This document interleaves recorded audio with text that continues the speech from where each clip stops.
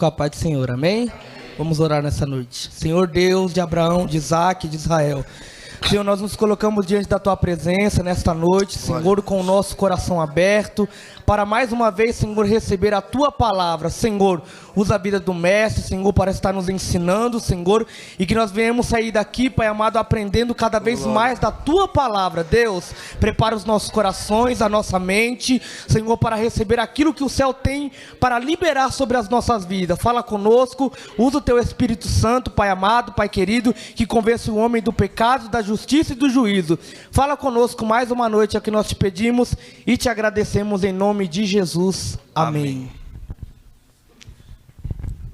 Pode apagar, os irmãos já anotaram?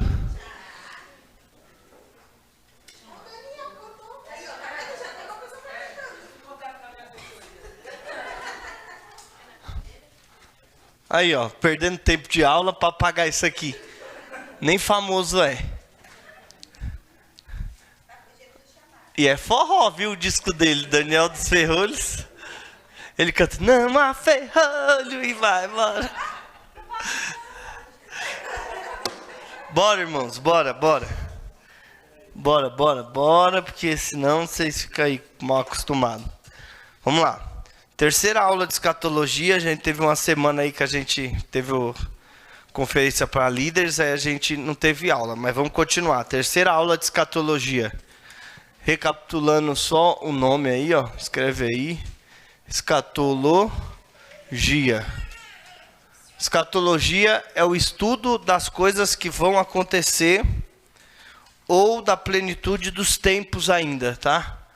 Aquilo que vai acontecer, as coisas que ainda vão acontecer.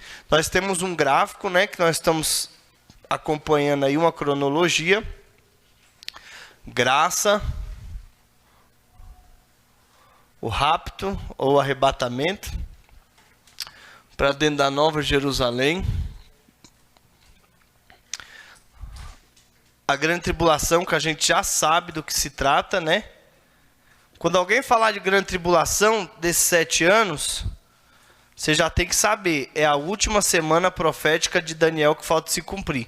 A gente já aprendeu, certo? Vocês estão aí? Grande tribulação. Depois da grande tribulação, batalha do Armagedon. Vocês lembram o que acontece nessa batalha? Quem inaugura o inferno, o lago de fogo, que é a segunda morte, o anticristo e o falso. Satanás é preso no abismo por 1000. Aí vem o reino de Cristo sobre a terra. Reino milenar, 1000 anos. Chamado de milênio. Depois vem outra batalha. Que é o Gog Magog. E depois o estado eterno.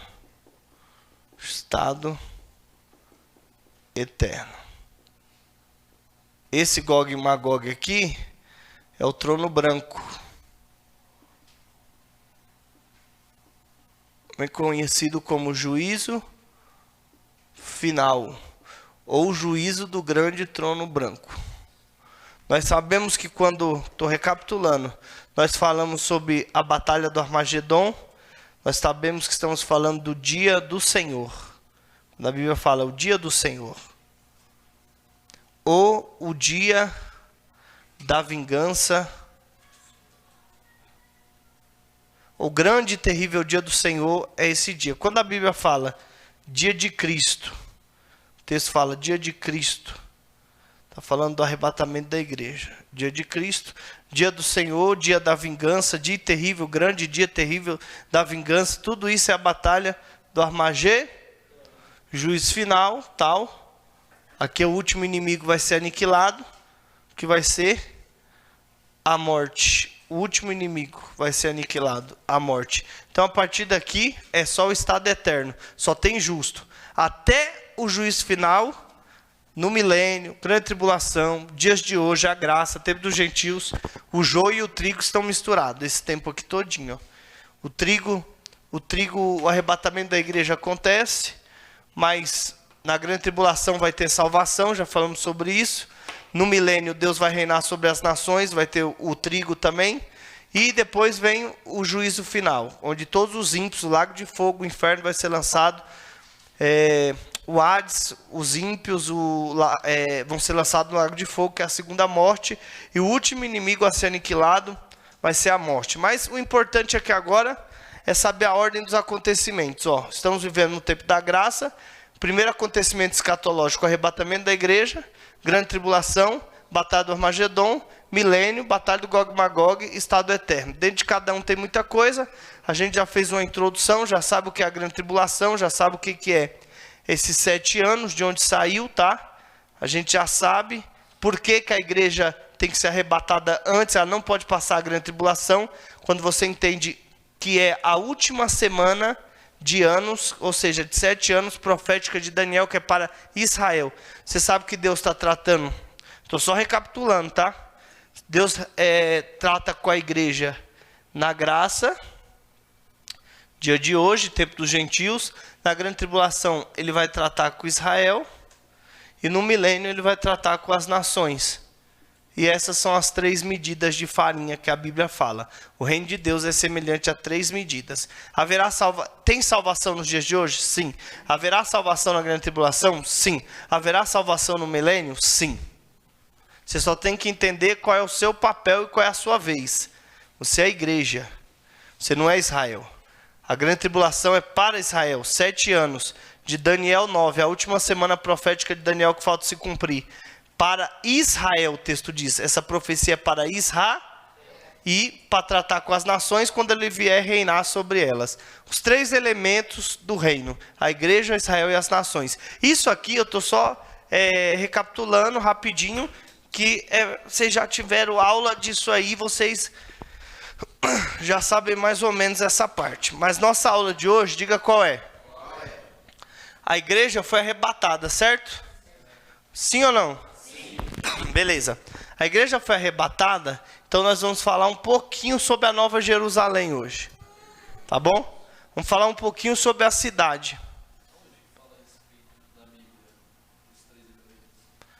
Os 3 elementos, espera aí que eu já te passo. É uma parábola de Jesus. Espera aí, deixa eu já pegar então. Você já me interrompeu mesmo, você não tem jeito. Os 3 elementos do reino.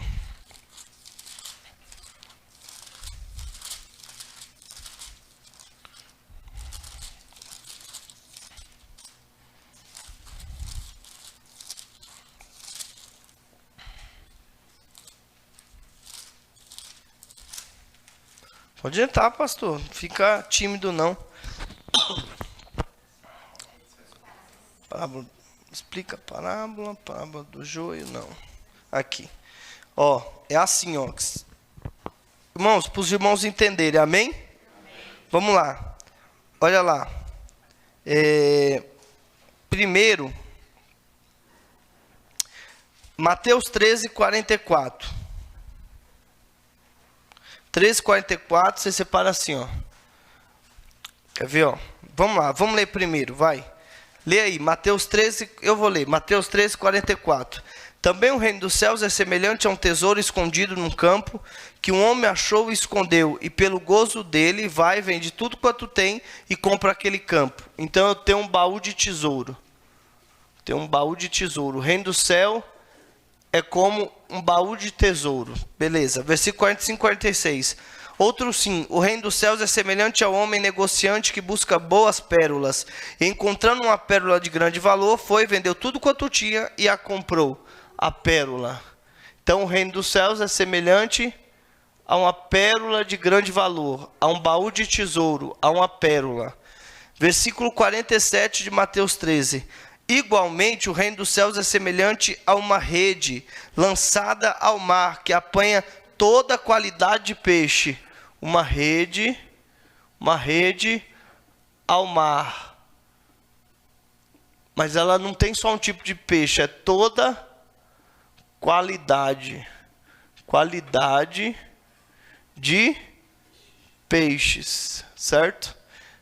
Tá entendendo aí? Diga amém. Glória a Deus. Então, ó, qual que é o mistério? Diga, qual que é o mistério? O mistério aqui é o seguinte: o reino dos céus, ele tem pérola, ele tem baú e ele tem uma rede com toda a qualidade de peixe. A rede, que vem vários tipos de peixe diferentes, está tratando de quem? O baú de tesouro, que ele compra toda uma terra para pegar um baú que está enterrado, fala de... Você vai ver que ele vai comprar toda a terra para resgatar Israel. Ele pagou o preço. E a pérola de grande valor é a igreja. Ela não é pega de surpresa, porque toda pérola sabe que vai ser roubada. Quem é pego de surpresa é o dono da casa. Pérola, baú de tesouro e rede com toda a quantidade de peixe. Aí Jesus vai falar: o reino dos céus é semelhante a uma mulher que introduz dentro de um bolo 3 medidas. 3 medidas de farinha. Ele fala antes, no capítulo 13. Então, depois que ele fala das 3 medidas de farinha, ele fala quais são: a pérola, o baú de tesouro e a rede ao mar. As nações, Israel e a igreja. Deu para pegar? Deu para pegar? Mas não é nossa aula de hoje, então vamos para o próximo. Abre a sua Bíblia aí, Apocalipse, vamos começar. Apocalipse, capítulo de número... Vamos começar no 5. Apocalipse, capítulo 5. Vamos dar início à aula agora. Quem já encontrou, diga amém. E vi na destra do que estava sentado sobre o trono um livro escrito por dentro e por fora, selado com 7 selos. E vi um anjo forte bradando com grande voz: quem é digno de abrir o livro e de desatar os seus selos? E ninguém no céu, nem na terra, nem debaixo da terra podia abrir o livro nem olhar para ele. E eu chorava muito, porque ninguém fora achado digno de abrir o livro, nem de o ler e nem de olhar para ele. E disse-me um dos anciãos: não chores, eis aqui o leão da tribo de Judá, a raiz de Davi, que venceu para abrir o livro e desatar os seus 7 selos. E olhei, e eis que estava no meio do trono e dos 4 animais viventes, ou querubim, tá? Entre os anciãos, um cordeiro como havendo sido morto, e tinha 7 pontas e 7 olhos, que são 7 Espíritos de Deus enviados sobre toda a terra. E veio e tomou o livro da destra do que estava sentado no trono, e havendo tomado o livro, os querubim e os 24 anciãos prostraram-se diante do cordeiro, tendo todos eles harpas e salvas de ouro cheias de incenso, que são as orações dos santos. E cantavam um cântico dizendo: digno és de tomar o livro e de abrir os seus selos, porque foste morto e com teu sangue compraste para Deus homens de todas as tribos e língua e povo e nação. E para o nosso Deus o fizestes reis e sacerdotes, e eles reinarão sobre a terra. Amém? Irmãos, eu vou pegar aqui, ó, a Nova Jerusalém. Vocês sabem que ela é quadrada. Está lá em Apocalipse, tá? Capítulo 21, 22, no final. Foi as medidas dela em forma quadrada. Eu vou puxar para cá, dentro da Nova Jerusalém. O que tem dentro da Nova Jerusalém? O que tem dentro dessa cidade? Como que é essa cidade? Eu sei que ela tem uma praça, ela tem um meio, de acordo com o que João viu. Existe um trono? Isso aqui é fácil, isso aqui é cantado, ó. Existe o trono do Pai, sim ou não? Sim ou não? Sim. E a destra, ó, o Pai se assenta. A destra existe o trono? Sim. No capítulo 5, eu sei que aqui no meio tem um livro, certo? Tem um livro com 7 selos, ó. Ó, uma escritura selada. 7 selos, diga amém. Amém. Eu vou continuar lendo Apocalipse, eu vou ver que do meio do trono do Pai e do Cordeiro sai um rio de águas vivas, rio de águas vivas. Sai, deixa eu diminuir aqui, ó, para usar essa parte. Estado eterno. Sai um rio de águas vivas. Ok. Existe no meio da praça que está no jardim a árvore da vida, na qual ela é regada pelo rio da vida. A raiz dela, o rio vem descendo e passa por ela. Ela é regada. Ela é regada por ele. Deixa eu fazer mais para baixo. No capítulo 8 do Apocalipse, tá? Vou pôr a árvore mais aqui embaixo. No capítulo 8, árvore da vida. No capítulo 8 diz que existe diante do trono um altar de ouro. Um altar de ouro. Altar de ouro. Capítulo 8 de Apocalipse, um altar de ouro. O rio vem descendo, ele rega essa árvore da vida. Em volta do trono, nós também temos já a ciência do que tem. 24 anciãos, 24 tronos. Estou fazendo assim, mas você faz bonito aí. Você desenha direito. 24 tronos, tá? 24 tronos, finge que tem 24 aqui. Em volta do trono do Pai e do Filho, tem 24 tronos, do 1 ao 20. Existem 24 anciãos com coroas de ouro sentados. 24 anciãos. Diga, 24 anciãos. 24 anciãos. Anciãos. Não anciões, vai. 24 anciãos. 24 anciãos. E cada um tem na mão. Isso aqui é interessante, você precisa saber. Isso aqui é o quê? É Apocalipse 4. Isso aqui é Apocalipse 8. Isso aqui é Apocalipse 21, Rio da Vida. Apocalipse 22, a Nova Jerusalém. Eles têm taças de ouro. Diga, taças de ouro. Taças de ouro. E harpas de ouro. Diga, taça e harpa. Cada um tem uma taça e uma harpa de ouro. Cada um, são 24. Então são 24 taças e 24 harpas. 24 tronos em volta do Pai e do Filho. 24 anciãos com coroa na cabeça e veste de sacerdote. O trono do Filho, a destra do Pai e o Pai aqui sentado no meio. Isso aqui é Apocalipse 5 que nós acabamos de ler. Existe um livro selado no meio do trono. Existe um livro selado com 7 selos. Existe o rio da vida, mas tem mais. Diga, tem mais? Tem. Aqui desse lado tem 7 castiçais de ouro. Isso aqui você cantou a vida inteira, lembra? João viu. Cadê o? 7 castiçais de ouro. E no meio dos 7 castiçais. Aqui, 7 castiçais de ouro. Desse lado aqui, também existe um mar de cristal. Mar de cristal. Essa cidade, ela é quadrada. E ela tem 12 portas de pérola, diz a Bíblia. 3 no norte, tem 3 lá atrás, 3 aqui, 3 desse lado e 3 do outro lado ali. São 12 portas. 12 portas de pérolas. Aí você vai para Isaías 6, você sabe que acima do trono, tem os serafins, que com 2 asas cobre o pé, com 2 cobre o rosto, e com 2 eles voam e cantam. Isaías 6, santo, santo, santo é o Senhor dos exércitos, e a terra está cheia de sua glória. Isso aqui, irmão, é para você conhecer um pouquinho do céu, tá? Se chega qualquer irmão dando testemunho, dizendo que foi no céu, e não viu nada disso que João relatou, tem algo errado. Tem gente que fala assim, eu fui no céu e vi uma gaveta de ouro com o cabelo de ouro das irmãs que caía no ralo e o anjo pegava. Sai fora disso aí, que no céu não tem cabelo não, no céu não tem coisas naturais, no céu só tem coisas espirituais. Existem ruas de ouro? Tem aqui também, João viu, ruas de ouro. Ruas de ouro, mas o ouro de lá é transparente, tá? Ruas de ouro transparente.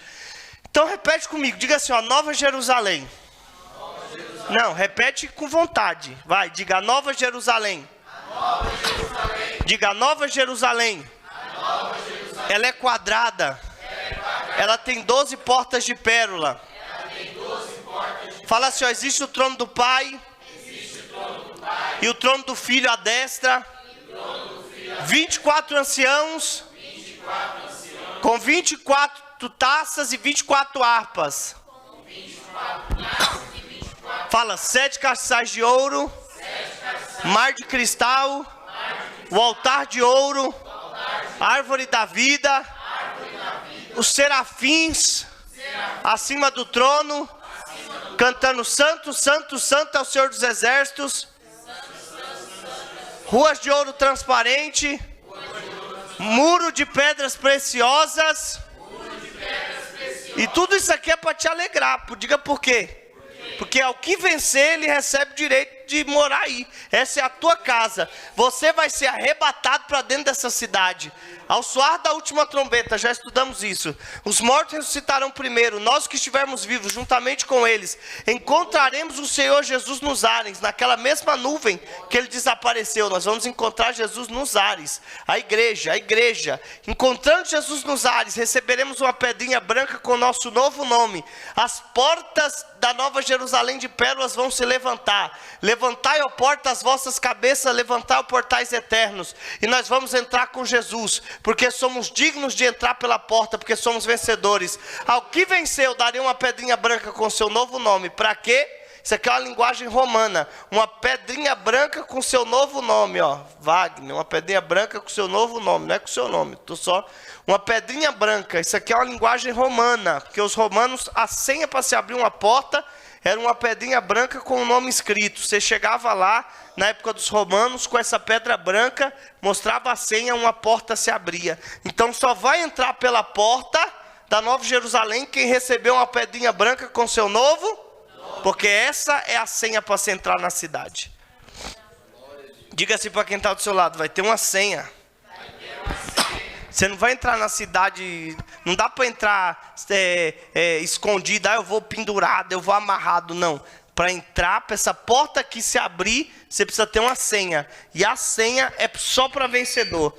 A que vencer, eu darei um direito que ele receba uma pedrinha branca com o seu novo nome. Amém? Você está alegre para esse dia ou não? E irmão, isso aqui não se prega mais. Seja sincero. Aonde que estão falando disso aqui na igreja? Aonde que estão falando nesses últimos dias de portas de pérola, de Nova Jerusalém? O povo às vezes fala da Nova Jerusalém, mas nem cita nada.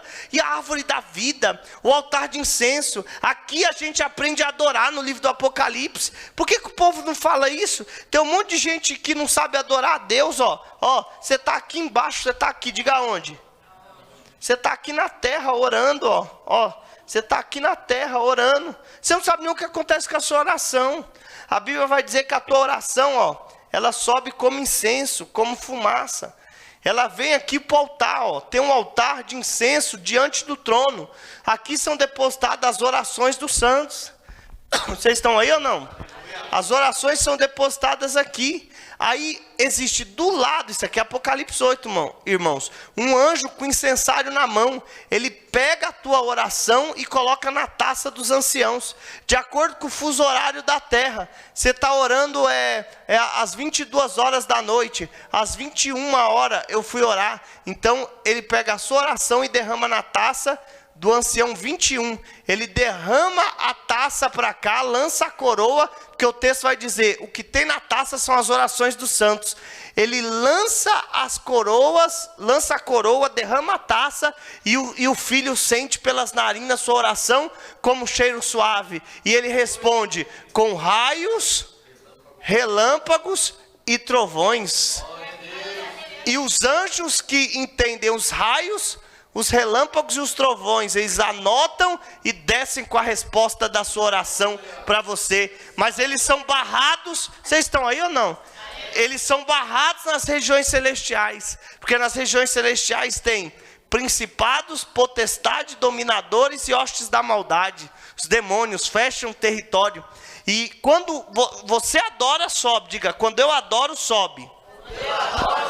O serafim pega a minha oração e lança na taça. O ancião derrama, ele sente como cheiro suave. Sai raio, relâmpago, trovões. Os anjos anotam o que diz o raio, relâmpago e o trovão, e sai com a resposta para mim. Quando ele sai com a resposta, ele se depara nas regiões celestiais com principados, potestades, dominadores e hostes da maldade. Então quando este camarada ora uma vez, o anjo para aqui, ele não recebe resposta. Aconteceu isso aqui com Daniel. Ele teve que orar 21 dias para o anjo conseguir passar aqui, ó, nas regiões celestiais e trazer a resposta para ele da oração dele.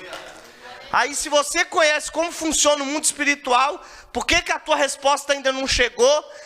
Porque o seu pedido chegou lá em cima. Mas por que ninguém respondeu ainda? Porque você parou de orar. Você parou de persistir, você é como a parábola do juiz iníquo que Jesus contou. É isso que ele estava falando, de como funcionava. Aquela mulher, ela ficava lá no juiz assim, ó, você tem que fazer justiça para mim, você tem que fazer justiça para mim. O juiz, ele não temia nem a Deus, nem aos homens, nem a ninguém. Olha o que o texto diz, mas só que aquela mulher, ela foi pela lei. Então a lei gerou para ela o quê? Um protocolo, um número. Então ela ficava na frente do juiz com um número assim, ó, vai ter que me atender, porque eu tenho um número, na hora que chegar a minha vez, você tem que me dar a resposta. Ela não foi embora, ela persevera, e aquele juiz fez justiça a ela, porque ela tinha um documento, ela tinha um protocolo, ela tinha uma senha, e é o meu tempo, é a minha hora, agora você tem que fazer justiça. É isso, irmão, essa é a história da igreja. Sabe por que a gente não recebe vitória? Pergunte. Não, pergunta melhor, por que a gente não recebe vitória? Porque a gente é povo de um dia de oração. Irmão, você dobra o joelho hoje agoniado, angustiado lá no seu quarto e fala, Deus me ajuda, Deus socorro, beleza, chegou. Mas aí quando Deus envia a resposta, ele não te acha mais. São 20, 30, 40, um ano que você não fala mais nesse negócio. Você só dobra o joelho aleatoriamente. A Bíblia diz que Daniel orava todos os dias, 3 vezes ao dia. Se ele orou 21 dias, 3 vezes ao dia, todos os dias ele orava, mas para receber resposta, foram 21 dias, 3 vezes ao dia. Quantas vezes Daniel orou para receber resposta? 63 vezes, e você não ora isso no ano, fala a verdade. Ele fez em 21 dias, para receber uma resposta. Você fica meses sem orar, tem crente que fica meses sem orar. Irmão, eu vou toda vez que eu vou na igreja eu oro, isso não é orar? Não é disso que eu estou falando. Não é esse orar que você é obrigado, que você chega na igreja, você não dobrar o joelho, todo mundo fica te apontando. Estou falando daquela oração, quando você está só, você fecha a porta do teu quarto, fala com o teu pai que está em secreto, e o teu pai que está em secreto te recompensará a publicar. Fala a verdade, irmão. Você correu hoje, você acordou, você correu, você trabalhou, você fez tanta coisa. Você se lembrou de orar, você lembrou de meditar na palavra, você lembrou de glorificar a Deus pelo dia, de agradecer pelo dia que você tem. É por isso que você só passa perrengue. Por isso que a sua vida é difícil. Jesus falou assim, ó, vocês não devem estar ansiosos quanto a nada. Quanto a nada. Olhai para os pássaros. O problema é que os pássaros são mais fiéis do que nós. Porque antes de qualquer coisa, pela manhã, a primeira coisa que o pássaro faz, cantar a Deus. Ele louva a Deus. Nós não. Nós escovamos um dente, saímos atrasados porque temos que fazer alguma coisa. Então, como que o seu dia vai ser fantástico se você não faz nem o básico? Se você não tem tempo para Deus? É uma igreja hoje que não, vamos acordar, uma igreja hoje por que a igreja cresceu, aumentou-se os números de cristãos, mas diminuiu a manifestação sobrenatural de Deus dentro da igreja? Não é para ser o contrário? A igreja está crescendo, era para Deus fazer mais. Por que diminuiu? A igreja aumentou estatisticamente o número. A igreja subiu. Olha que avanço que a igreja deu. Olha quantos são os evangélicos no mundo. Virou moda, irmão, se tornar cristão. Mas só que a gente olha quando éramos menos e a manifestação de Deus era maior no meio do povo. Por que hoje somos mais e não tem a manifestação que tinha antigamente? É simples, porque o nosso crescimento não é um crescimento bom, é um crescimento ruim. É um povo que não ora, é um povo que não jejua, é um povo que não consagra, é um povo que não medita na palavra, é um povo que não ama a Deus, é um povo que se acostumou a estar frequentando um lugar, a participar de um grupo, a participar de um movimento. Não é diferente, estar na igreja hoje não é diferente de estar num baile para muitos, porque eles vão, se sentem bem, dizem, eu quero participar, eu quero ficar aqui, e aí os pastores não discipulam, os pastores não ensinam, os pastores não provocam nele um arrependimento naquela vida, então não houve uma conversão, houve só uma adesão, só isso. Um povo que pertence a um grupo, mas não houve conversão. E hoje as conversões estão raras dentro da igreja. Hoje os cristãos choram não pela manifestação do poder de Deus, mas é como uma novela que está acontecendo no meio da igreja. Os melhores pregadores de autoajuda são os que fazem você chorar. Os livros de autoajuda são os livros que vocês estão comprando. Você não lê a Bíblia. Você já leu 10 livros, mas nunca leu a Bíblia, nunca leu a palavra de Deus. Você fala de um autor que você não conhece. Você fala de Deus e você não conhece a Deus, porque você não ama a palavra de Deus. Como conhecer a Deus? Meditando na palavra, irmão, estudando a palavra. Hoje nós somos uma igreja analfabeta de Bíblia, uma igreja ignorante, uma igreja em que as pessoas acham que o Espírito Santo tem a obrigação de fazer tudo por você, e só levanta aí, esteja pronto que o Espírito Santo vai te tomar e vai acontecer. Tem que parar com isso, irmão. Nós estamos vivendo uma crise no meio cristão e vocês estão preocupados com o banheiro unissex, sendo que o problema que vai destruir a igreja não está lá no banheiro unissex, não, está dentro da própria igreja, que são os cristãos, são esses analfabetos de Bíblia, são esses pastores ignorantes, são esses obreiros incapazes, são esses líderes que não são capazes de liderar nem a sua casa e querem liderar a casa do Senhor. É isso, irmão, o problema. A gente está preocupado com coisas banais, irmão. Você está preocupado com política. Deus não te chamou para ficar preocupado com política, não, rapaz. Deus te chamou para ser um convertido, para ser um cristão, para obedecer a palavra dele, para pregar o evangelho. Mas para pregar tem que se assentar para aprender, para ensinar, para liderar. Você precisa aprender, rapaz. Vocês estão aí ou vocês já foram embora? Ninguém quer. Até o ano de 2000... Qual era a pregação que era mais vista no meio cristão? Até o ano de 2000. Diga qual era. Tem alguém aqui que já era crente antes de 2000? Levanta a mão aí. Já olhei para o pastor Giovanni, que eu acho que... O ano de 2000, quem estava na igreja sabe que foi a maior expectativa. Diga por quê. A gente estava esperando Jesus no ano de 2000, irmãos. O que mais foi pregado nos anos 90 foi: Jesus vai voltar, Jesus vai voltar, Jesus vai voltar, Jesus vai voltar. Na virada de 99, o dia, presta atenção, o dia que as igrejas estiveram mais cheias no final do ano foi dia 31 de dezembro de 99. Os cristãos estavam todos dentro da igreja. Pergunte por quê? Na virada do ano, esperando a volta de Jesus. Depois do ano 2000, o povo parece que ficou frustrado, porque Jesus não veio. Parou. De 2000 a 2021, diminuiu demais, esses 21 anos, a mensagem. Diga qual?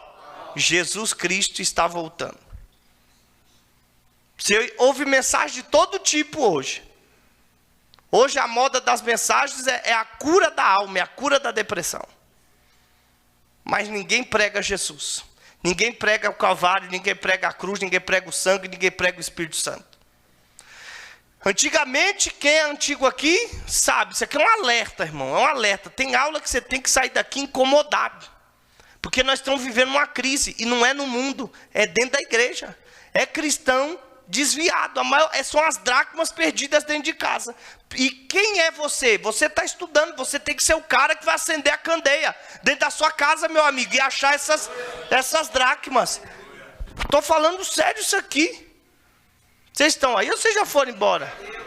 Antigamente, ano de 2000 para trás, não existia um pregador, uma mensagem que não terminava com o batismo do Espírito Santo. Vocês sabem, vem aqui na frente quem não é batizado. Todo culto tinha gente para ir na frente, aquela multidão sendo batizada. Hoje, dentro da igreja, o pastor, irmão, eu fico doido, eu vou pregar na igreja, o pastor não faz nem apelo mais. Tem alguém no nosso meio que quer aceitar Jesus? Nem isso eles estão fazendo mais.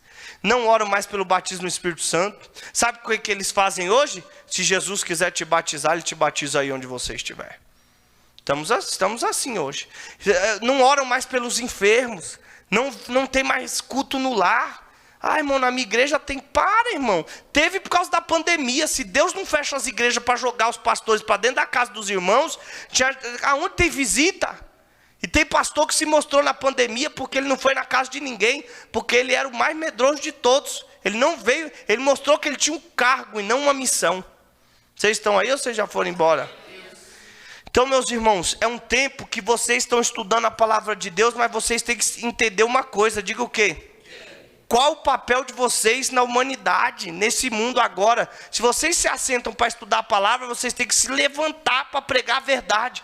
Vocês não têm que pregar aquilo que o homem quer ouvir, vocês não têm que pregar aquilo que o pastor quer que você pregue. Você tem que pregar a palavra de Deus, a verdade. E a palavra que vai em conflito, contra o que o povo está fazendo, irmão, porque está bagunçado o negócio. Ah, mas se eu pregar isso eu não tenho mais agenda. Mas seu compromisso é com Deus ou com a agenda? Quem você acha que vai sustentar a tua casa, a tua família e teus filhos? São as tuas agendas ou é Deus? Nem fé nós temos mais. Nós falamos de fé e não sabemos o que é fé. É sério. A maior prova que nós, eu já falei aqui, a maior prova que nós, dentro da igreja, nós não temos fé, diga qual é? Duas provas. Todo mundo no final tem aquele negócio. Quem quer oração? Eu e minha casa. Aí tem um irmão que tem coragem, levanta a mão. Apresenta o irmão João, porque ele está com câncer. Aí a igreja, vamos orar para o irmão João que está com câncer. Todo mundo, Deus, cura o irmão João que está com câncer. Toda igreja ora, sim ou não? Uma semana depois chega a notícia, o câncer do irmão João sumiu. Os irmãos fazem, sabe o quê? Não acredito, sério? Eles ficam espantados com aquilo que eles pediram para Deus. É a fé de hoje. Por que você ficou espantado? Quer dizer que quando você pediu sem crer? A gente está vivendo dentro da igreja, diga o quê? Um culto automático. O Espírito Santo ele não dirige mais o culto. Você já sabe, o pastor vai orar, vai cantar 3 hinos da harpa, as crianças vão louvar, vão para a salinha, ou vão apresentar alguma coisa, o grupo de louvor, as irmãs vão louvar, os irmãos, e vamos orar. Quando tira a oferta, você já sabe, a próxima é a mensagem, já está aquele negócio. Aonde estão os cultos da igreja primitiva? Debaixo de perseguição, de açoite, de prisão, mas eram os cultos que eram seguidos por sinais, prodígios e maravilhas. E eu preciso te falar uma coisa que eu não sei se vai te alegrar ou te entristecer.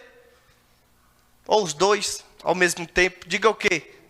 A Bíblia diz que Jesus só vai voltar quando a igreja estiver no seu devido lugar. Irmãos, você tem que parar para pensar, você está falando besteira. Você fica falando, Jesus pode voltar ainda hoje. Pode, para uma pessoa em particular. Eu não sei se você vai estar vivo ou eu vou estar vivo daqui 1 hora, 30 minutos, 10 minutos, não sei. E Jesus veio para você, mas o arrebatamento da igreja não pode ser hoje. Me pergunte por quê? Se Jesus vem hoje, ele perdeu.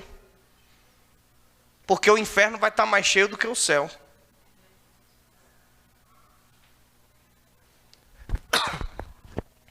Não se cumpriu o que Joel disse, que nos últimos dias haveria muita salvação de alma. Mas conversão de verdade, o Espírito seria derramado, os velhos sonhariam, antes do arrebatamento, os velhos vão sonhar, os jovens vão profetizar e os servos serão cheios do Espírito Santo. Isso está acontecendo? Não está, irmão. Imagine os últimos dias da igreja na terra, isso aqui é sério, antes do arrebatamento, aquele culto, a gente naquele culto, um ancião tem oportunidade, ele fala, eu sonhei assim que a Nova Jerusalém está descendo, a igreja estava sendo arrebatada das nuvens, ele vai contar o sonho dele, vai levantar um ancião lá atrás, vai falar, eu tive o mesmo sonho, o outro ancião, eu tive o mesmo sonho, o pastor vai dar oportunidade, os jovens vão louvar, vão começar, em vez de louvar, vão começar a profetizar, assim diz o Senhor, estou voltando, e isso vai ser o que? Os últimos dias da igreja na terra. Eu não sei o dia nem a hora, mas eu sei que tem sinais para nós de que Ele está voltando. E a gente tem que parar um pouco. Eu falei isso no seminário, mas tem gente que não foi no seminário. Existem os sinais para o mundo, mas eu não sou o mundo. Eu sou a igreja. Então existem sinais para o mundo? Sim, mas existem também sinais para a igreja. Sinais para o mundo, guerras, rumores de guerra, pai contra filho, filho contra pai, peste, tudo isso, beleza. Diga, tudo isso já se cumpriu? Se cumpriu ou não? Sim, antes da volta dele, mas existem sinais para a igreja. Existem sinais para a igreja. E um dos sinais são os velhos sonhar, os jovens profetizar e os servos serem cheios do Espírito Santo. Você é empresário, imagine você chegar na sua empresa, teus funcionários sendo batizados no Espírito Santo. Irmão, você está doido? Isso vai acontecer? Vai, está no livro de Joel. A Bíblia diz que nos últimos dias da igreja na terra haverá vapor de fumaça, muita adoração, muita pregação, muita salvação de alma. O povo vai se converter irmão, vai ser igual na época de Jonas, uma mensagem de 4. Hoje a gente prega 1 hora e meia, soa, difícil vir uma alma. Jonas chega e prega assim, ó: dentro de 40 dias Nínive será subvertida e será destruída. Ganha a cidade inteira com uma mensagem de 40 letras. E a gente não consegue ganhar uma alma dentro da igreja, às vezes, pregando 1 hora e meia. Aquele mesmo espírito que estava ali na época de Jonas, aquele mesmo espírito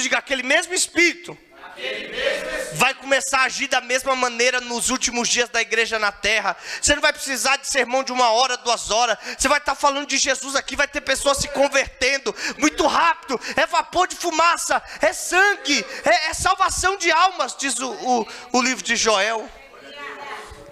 E a igreja se ajuntando, a igreja se preparando, porque ela vai encontrar com o Senhor Jesus nos ares. Ela vai entrar dentro da Nova Jerusalém, que tem 12 portas de pérola, tem ruas de ouro transparente, tem mar de cristal, tem rio de águas vivas, tem altar de ouro, tem 24 anciãos com 24 taças, 24 harpas, tem o trono do Pai, tem o trono do Filho, tem serafim, tem querubim, tem a árvore da vida, tem tanta coisa, irmão, e você quer ficar aqui? Isso aqui tem que te puxar para lá. Distorcendo os textos tudo. Você cresceu distorcendo o texto porque você não estuda a palavra. Você cresceu ouvindo que esse dia aqui, ó, arrebatamento, o Senhor virá como? Ladrão. Você chamou o esposo de ladrão. Quem já ouviu essa pregação aqui, diga amém. Amém. Quem já pregou ela, diga amém. Né? Não, nunca pregou, tadinho, inocente. O Senhor virá como ladrão. Mas, irmão, o mínimo que o ser humano tem que fazer, diga o quê? Quando ele recebe uma informação, ele tem que desconfiar do que está recebendo, irmão. O dia do Senhor virá como ladrão. O dia que ele vier arrebatar a igreja, ele virá como ladrão. Aí você tem que dar uma parada. Aí você fala assim, ó, pensa assim, ó. Rapaz, eu sou casado. Se eu fosse me casar com a minha esposa e eu viesse como ladrão para ela, será que ela ia gostar? Você nunca parou para fazer... Irmão, você tem que desconfiar das coisas. Aí foi pregado durante anos, diga o quê? Nós não sabemos. A igreja vai ser pega de surpresa. Quando você casou com seu marido, você foi pego de surpresa? Como é que foi? Foi assim, ó. Você vendou ela e falou: amor, deixa eu te vendar, tem uma surpresa hoje. Coloca essa roupa. Ela nem sabia que estava pondo vestido de noivo. Você chegou no meio do salão, todos os convidados, você soltou ela, tirou a venda e falou: tchanã! Vamos nos casar. Tudo isso foi pregado durante anos. E a gente, sem examinar as escrituras, nós fomos nos alimentando disso. Mas ainda bem que você sentou para estudar. Diga por quê? Ah, irmão, mas o irmão pregou tão bonito. A vinda do Filho do Homem será como nos dias de Noé. A vinda do Filho do Homem será como nos dias de Ló. Oh, e foi fantástico. O povo vai estar casando, se dando em casamento. E pá, acontecendo tudo. Então virá o dilúvio. Vai pegar todo mundo de surpresa. E pá, fala aí, que você saiu aquele dia impactado do culto. Vamos colocar isso aqui. A vinda do Senhor vai ser como nos dias de Noé. Deus chegou para Noé e falou: Noé, constrói um barco desse tamanho, com 3 andares, porque vai vir a chuva. Eu vou te fazer uma pergunta. Noé foi avisado? Sim. Aí Noé foi lá e pregou, não foi? Para o povo. Ei, pregou nada, irmão. Quem disse que Noé pregou? Vocês ainda estão pregando essa heresia? Ele não pregou nada. Ele foi construir a arca. O texto diz que quando o povo falava, ele anunciava, dizendo: vai chover. Estou construindo barco para ser salvo. Ele não pregou nada.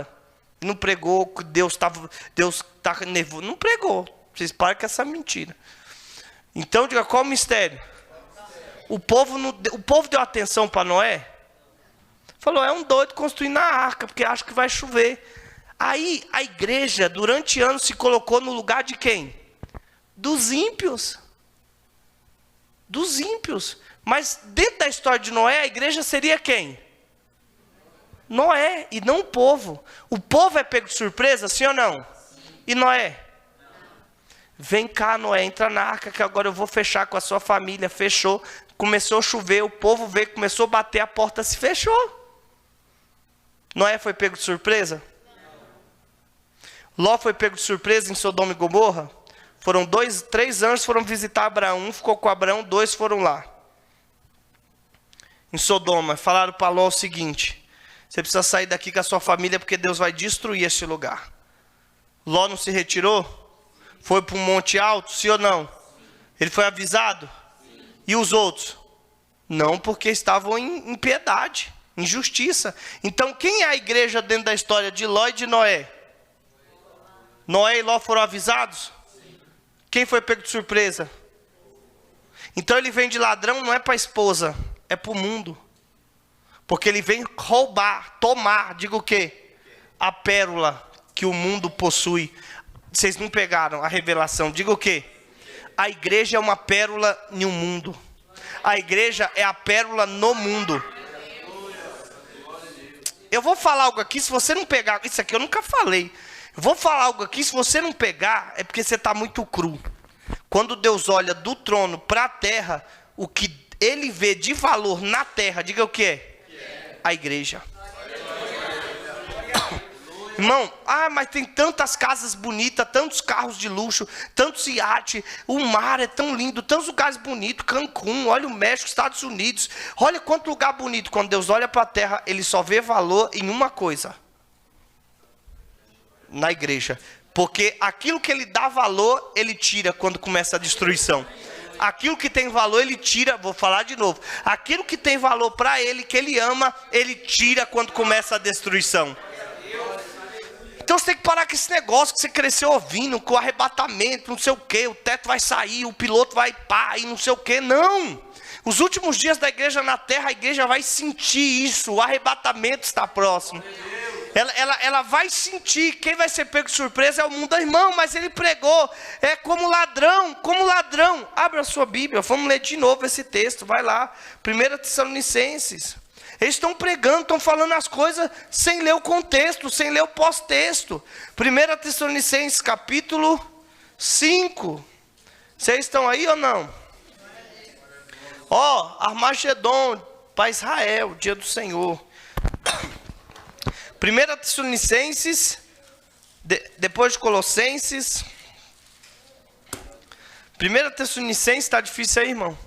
1 Tessalonicenses capítulo 5, posso ler? Mas irmãos, acerca dos tempos e das estações, não necessitais que vos escreva, porque vós mesmos sabeis muito bem que o dia do Senhor virá como ladrão de noite. Aí o cara prega isso aqui, mas ele não lê o resto, 3. Porque quando disserem a paz e segurança, então lhe sobreverá repentina destruição, como as dores de parto, aquela que está grávida, e de modo nenhum escaparão. Agora eu vou ler o 4, e guarda esse 4 para o resto da sua vida. Mas vós, irmãos, já não estáis em trevas, para que aquele dia vos surpreenda como um... Porque vós sois todos filhos da luz e filhos do dia. Nós não somos da noite e nem das trevas. Então ele virá como ladrão para quem está em... E não para quem é da luz. Tudo foi pregado errado, você foi engolindo. Está tudo aí. Por causa da falta de meditação na palavra. E quando a igreja for arrebatada, olha o que vai acontecer. Aí você volta lá no capítulo 4 de 1 Tessalonicenses, a partir do versículo de número 13. Olha lá. Não quero, porém, irmãos, que sejais ignorantes acerca dos que já dormem, os mortos, para que não vos entristeçai como os demais que não têm esperança. Porque se cremos que Jesus morreu e ressuscitou, assim também os que de Jesus estão mortos, Deus os tornará a trazer com ele. Dizemos, pois, isto pela palavra do Senhor, que nós, o que ficarmos vivos para a vinda do Senhor, não precederemos os que dormem, vai ser junto. Porque o mesmo Senhor descerá do céu com alarido, com voz de arcanjo, com trombeta de Deus, e os que morreram em Cristo ressuscitarão primeiro. Depois, eles ressuscitam, mas eles não sobem, ó. Depois nós, os que ficarmos vivos, seremos arrebatados juntamente com eles nas nuvens. Então, olha aqui o que acontece, ó. Fala assim, ó, os mortos ressuscitam. Existe a igreja, vai. Igreja. Ó, no dia do arrebatamento vai ter a igreja, a igreja militante, e a igreja triunfante. Aqueles que estão mortos e aqueles que estão vivos no dia do arrebatamento. Os mortos ressuscitam primeiro, se ajuntam com aqueles que estão vivos, e juntamente nós vamos encontrar Jesus nos ares.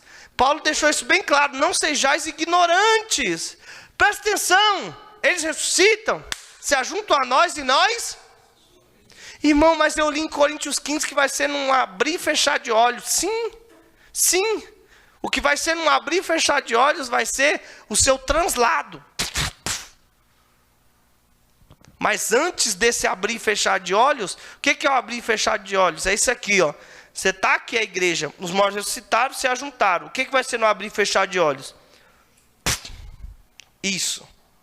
Antes disso, eu estou vivendo. E eu sei, está próximo ao arrebatamento. Por quê? Ele me deu avisos. Ah, irmão, mas tem aquele texto, diga qual? Que nem o Filho do Homem sabe o dia e nem a hora. Quando Jesus, ele disse isso, ele estava como homem. Ele estava baseado em Filipenses 2. Que haja em vós o mesmo sentimento que houve em Cristo Jesus, que na forma de Deus não teve por usurpação ser igual a Deus, antes aniquilou-se a si mesmo até a morte de cruz. Então quando Jesus disse, eu não sei o dia nem a hora, ele está dizendo como homem, não como Deus. Todo poder foi me dado na terra e no céu. Ele sabe de tudo. E ele disse, não vos deixarei só, mas mandarei o Espírito Santo para lhes revelar tudo o que há de acontecer e vos guiará em toda a verdade. Agora ele mandou o Espírito Santo para me revelar tudo o que vai acontecer, para me guiar em toda a verdade. Eu não sei de nada. Vocês têm que desconfiar, irmão, do que está sendo pregado. Então seremos arrebatados. Que é a nossa aula de hoje. Diga o quê? Para dentro da Nova Jerusalém. Que João viu, que é conhecido, muito fraco isso aqui, tá, irmão? Você acha que é forte esse conhecimento? Mas não é não. Isso aqui é muito fraco, ó. Terceiro céu. Ah, irmão, olha aí o terceiro céu. Terceiro céu, irmão, ele pode estar abaixo do segundo. Ele pode visitar o segundo. Ele pode descer para o primeiro. Terceiro céu, ele é móvel. Diga por quê? Porque a Nova Jerusalém é o terceiro céu. É dentro dela, é dentro da cidade. Terceiro céu. Esse negócio de primeiro, segundo, terceiro céu é coisa muito... É de escola dominical, irmão. Mas vocês gostam, vou fazer, né? Regiões celestiais. Segundo céu. O universo inteiro... Não, vamos apagar aqui. Apaga aqui para mim, vai. Fazer um negócio aqui melhor para vocês. Apaga aqui, Luan, para você acordar. Olha lá, a neném tá assistindo. Vai, Luan. Meu Deus, está devagar, Luan. Vai apagando aí. Que eu tô vendo que você vai demorar. Ó, a Nova Jerusalém. Quadrada. Ela é o terceiro céu. O trono de Deus está lá dentro. A árvore da vida. Está tudo ali. Aí eu sei que existe um lugar chamado de regiões celestiais. A Nova Jerusalém está em cima de um monte. Que monte? Monte Sião. É o Sião da terra? Não, né, irmão? É o Sião espiritual. Existe um monte de Sião espiritual aqui em cima? Existe. Existem as regiões celestiais? Existe. Existe agora o quê? Existe aqui, ó. Você está aqui nesse lugar aqui, ó. Ó. Que lugar é esse? Terra. Esta terra está dentro de um universo. Certo? Vamos colocar aqui. Deixa eu preparar aqui. É assim, ó. Para você entender, ó. Que eu não tenho canetão azul, mas vamos lá. Imagina que embaixo das regiões celestiais fosse só água. Fosse só água. Existe um aquário aqui, ó. Um aquário gigantesco, viu? Bota um aquário gigante aí. Tem um aquário aqui, regiões celestiais, Nova Jerusalém, tá? Um aquário gigantesco. Deus chegou na criação e falou assim, ó, que haja uma expansão no meio das águas. No meio do aquário. Imagina um aquário. Eu quero que vocês imaginem um aquário. Retangular, um aquário quadrado. Lá no meio das águas, lá no meio da água, Deus abre um espaço assim, ó. Um vácuo. Vocês estão entendendo ou não? Então, olha só. Ele abriu um espaço no meio das águas. Então, tem água aqui? Ó, tem água para cá? Sim. Tem água para lá? Sim. Tem água para cá? Sim. Tem água para cá? Sim. Todo lugar tem água, mas só Deus faz isso. Ele abriu um espaço e colocou limite. Buf, abriu isso aqui. Buf, abriu. Aí aqui dentro ele criou a Terra. Um dos planetas. Aqui dentro, que lugar é esse? Essa expansão, esse espaço? É o espaço, é o universo. Está aqui dentro. Ou seja... Você está me dizendo que o universo, tudo que nós estamos vivendo, que Deus criou, está dentro de uma expansão no meio das águas? Sim. Uma expansão, tem água. Assim é fácil entender o dilúvio. Olha o tanto de água que tem aqui. Quando fala de comportas do céu, fala desse lugar. Eu tenho medo, irmão. Porque esse dia eu fui na igreja, a irmã falou assim, ó. Abra as comportas do céu, Senhor. Traz um avivamento. Aí eu já comecei... Aí eu comecei a orar, irmão. Falei assim, Deus, por favor, não abra novamente as comportas do céu. Porque se o Senhor abrir as comportas do céu, o Senhor prometeu que não ia destruir mais a terra com água. Não abre, Senhor, não abre essas comportas do céu. E a irmã, faz chover,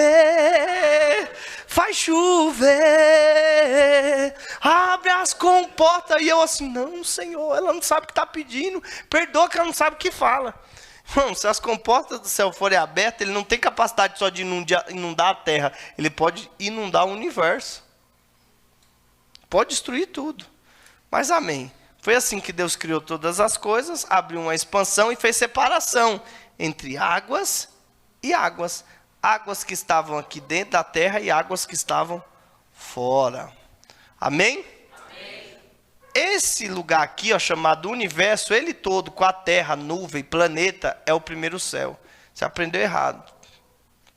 Falaram que o primeiro céu é só esse visível, né? Não. É toda essa expansão e tudo que está nela. Segundo céu, regiões celestiais, que Paulo falou. Quem habita aqui? Nossa batalha não é contra a carne nem contra o sangue, mas contra principados, potestades, dominadores e hostes da maldade que estão nas regiões. Quando o anjo foi passar com a resposta para Daniel, ele veio por aqui, ó, que eu estava falando da oração. Aqui tem demônios fechando. Miguel teve que sair e abrir caminho, porque Daniel aqui da terra orou 21 dias, perseverou, vezes 3. Então, houve a resposta para cá, porque este caminho foi aberto. Está entendendo agora o que aconteceu em Daniel? Segundo céu e terceiro céu. Ah, irmão, nem sabia que tinha Monte Sião, não aprendi isso na teologia, na escola dominical, não vai aprender, isso aí está na Bíblia. Hebreus capítulo 12. Chegaste ao Monte Sião, a cidade do Deus vivo, a nova Jerusalém e aos milhares de anjos, a igreja dos primogênitos. Hebreus 12, irmãos, está aqui a prova. João, quando foi levado da ilha de Pátimo, que está aqui, ó, na terra, para dentro da Nova Jerusalém, ele viu a cidade em cima de um monte. Esse monte, o escritor aos Hebreus, no capítulo 12, fala qual é. Ao Monte Sião, a cidade do Deus vivo, a Nova Jerusalém que desce do céu. Mas só que ele viu que a Nova Jerusalém se movia, descia. Então, olha que fantástico isso aqui, irmãos, que é fantástico. Terceiro céu é móvel, ele pode estar no segundo. Em Apocalipse 12, o terceiro céu vai chegar no segundo céu. E vai fazer uma limpeza nas regiões celestiais. Miguel sai com seus anjos e lança Satanás na terra. Olha que fantástico. O terceiro céu, ele é móvel. Ele desce para o segundo. Quando tem um culto fantástico na terra, o céu desce, terceiro céu. Aí o escritor aos Hebreus diz, o que acontece? Um culto celestial num tabernáculo terrestre. Ele desce aqui. Características do trono de Deus. Quando Ezequiel, capítulo 1, quando o profeta Ezequiel registra a visão do trono, ele diz que ele viu fogo, vento tempestuoso e impetuoso. Quando em Atos 2 o Pentecoste aconteceu, o que foi visto? Vou apertar de novo. Ezequiel capítulo 1 e Ezequiel capítulo 10, Ezequiel registra a visão do trono. Ele viu fogo, ele viu cor de ambar, ele viu vento tempestuoso, impetuoso, ele viu tudo isso no trono. Em Atos capítulo 2 foi visto as mesmas coisas? Então o que aconteceu em Atos 2? O trono...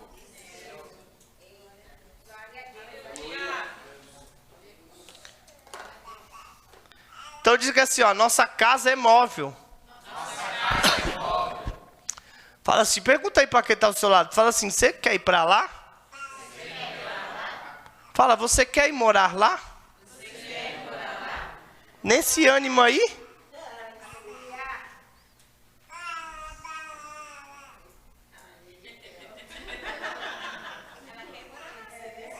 Pelo menos um, né? Que você sabe que seu pai não vai. Sua mãe mais ou menos, mas seu pai já é certeza.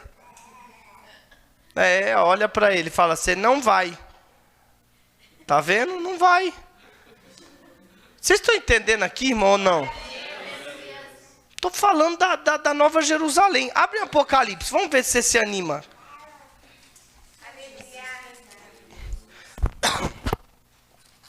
Vamos ver como que é essa cidade.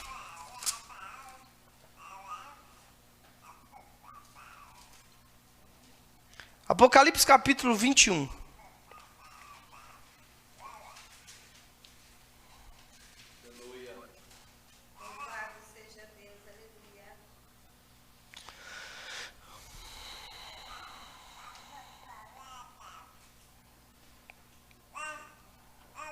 Apocalipse capítulo 21, já achou? Vou começar a ler agora para encaixar as coisas. E vi um novo céu e uma nova terra, porque já o primeiro céu e a primeira terra passaram e o mar já não existe. E eu, João, vi a santa cidade, a nova Jerusalém que de Deus descia do céu. Ela se move, adereçada como uma esposa ataviada para o seu marido. E ouvi uma grande voz do céu que dizia, eis aqui o tabernáculo de Deus com os homens, pois com eles habitará, e eles serão o seu povo, e o mesmo Deus estará com eles e será o seu Deus. E Deus limpará dos seus olhos toda lágrima, e não haverá mais morte, nem pranto, nem clamor, nem dor, porque já as primeiras coisas são passadas. E o que estava assentado sobre o trono disse, eis que faço nova todas as coisas.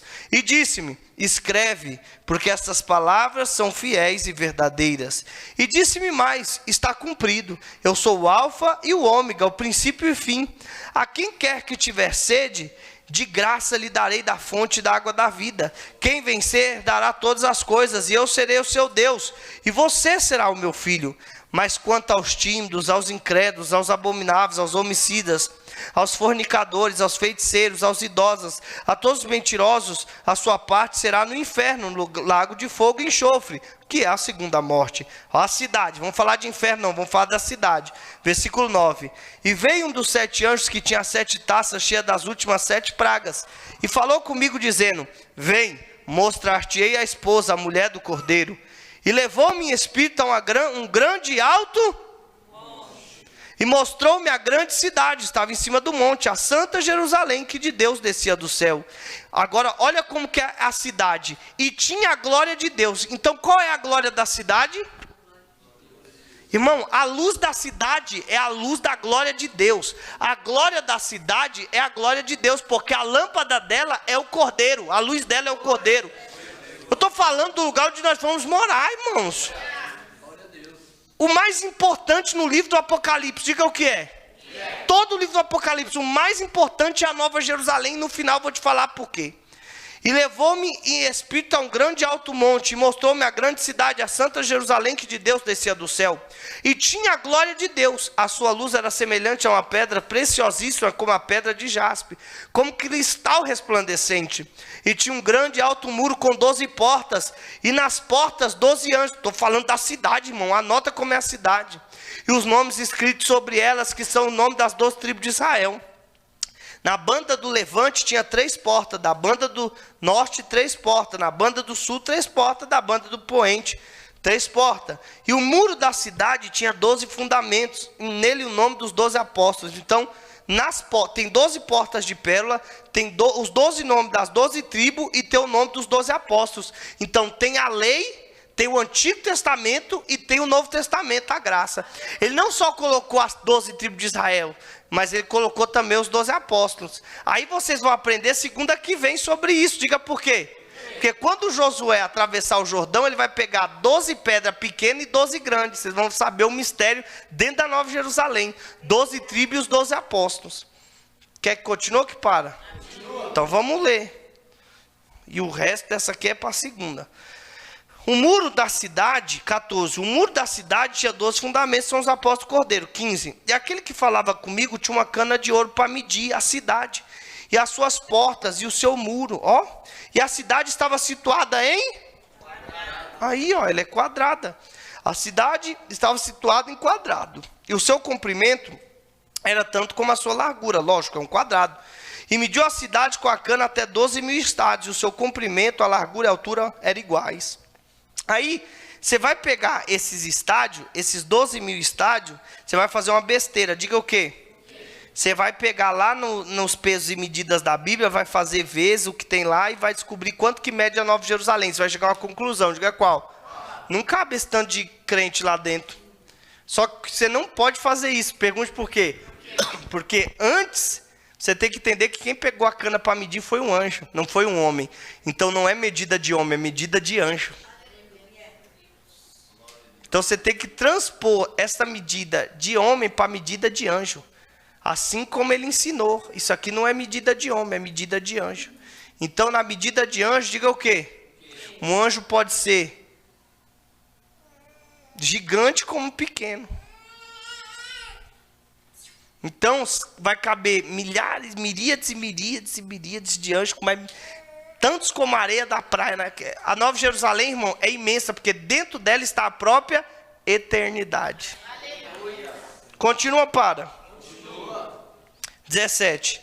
E mediu o seu muro de 144 côvados. Irmão, o que é 144 côvados? Não é nada. Agora, ó, conforme a medida de homem. Mas aí ele põe. Os 144 côvados é medida de... Não, irmão, presta atenção no texto. Mediu o seu muro de 144 côvados, conforme a medida de... Aí que é de um... Então ele vai transpor para o anjo. Vai orar, menina. Para de ser brava.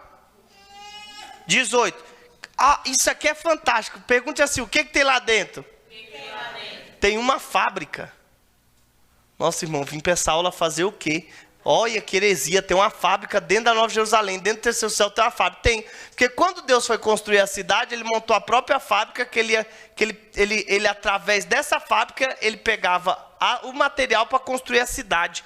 A Nova Jerusalém não foi construída com nada de baixo, foi com tudo gerado lá em cima. Olha aí o texto, eu não estou falando, irmão, eu estou só lendo, ó. Versículo 18, e a fábrica do seu muro era de jaspe, e a cidade de ouro puro, semelhante a vidro puro. Ou seja, a fábrica para fazer o muro, a fábrica do seu muro, tinha uma fábrica lá dentro, a qual o muro foi construído com essa fábrica. Essa fábrica produzia jaspe, mas não é o jaspe da terra. Vocês querem que continue lendo ou que para? Então tá bom. 19. E os fundamentos do muro da cidade estavam adornados de toda pedra preciosa. E o primeiro fundamento era, olha lá, no muro, jaspe, o segundo safira, o terceiro calcedônio, o quarto esmeralda, o quinto sardônico, o sexto sádio, o sétimo crisólito, o oitavo berilo, o nono topázio, o 10º crisóstomo, um 10º jacinto, o 12º ametista. E as 12 portas eram 12? Olha aí tudo que eu falei. Cada uma das portas era uma... E para a cidade, ó, e a praça da cidade, tinha uma praça, ela tinha uma praça. Aí você está achando que a praça da sua cidade é bonita? Olha essa, a praça da cidade de ouro puro como vidro transparente. Ao mesmo tempo que era de ouro, era transparente. Irmão, a Nova Jerusalém, aí vê os caras dizendo que foi no céu, que tinha gaveta e cabelo. Para, irmão, de ser boboca. Você comprou CD, DVD, livro, foi lá, deu oferta para essa pessoa mentirosa. Cidade de ouro, vidro transparente.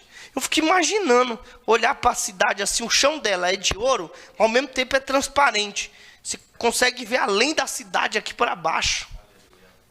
não vou ficar falando isso aqui não, que vocês não aguentam. Qual versículo que eu tô? 22.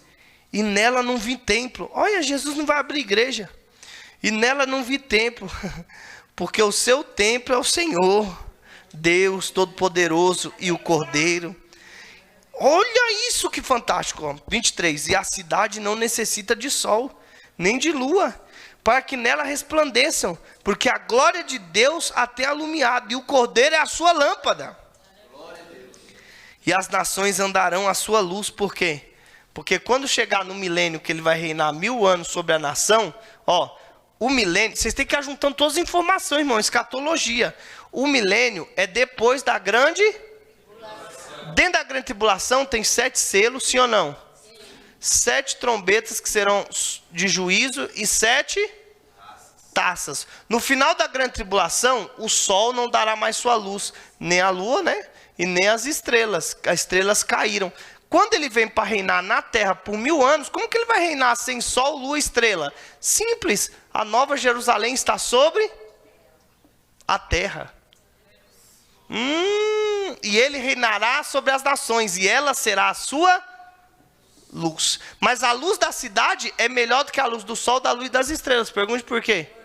Porque essa luz é mais forte que todas as coisas, ela ultrapassa todas as coisas.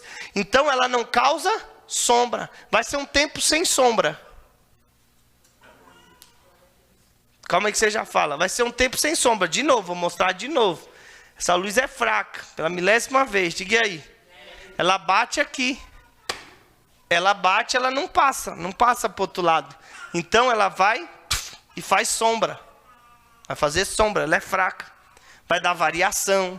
Pode dar variação na filmagem, pode dar variação na visão de um, na visão de outro. Se eu vejo dessa cor, eu vejo desse, não tem problema. Vai dar sombra e vai dar variação. Diga aí.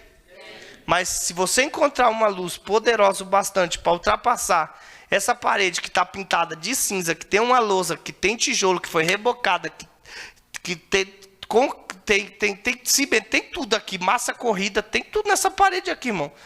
Eu acho que tem até alguém que nós enterramos aqui nesse cantinho. Não, isso aí não tem não. Diga aí.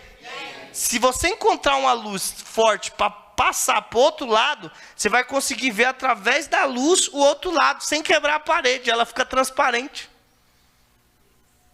E ele disse, na minha presença não há sombra e nem...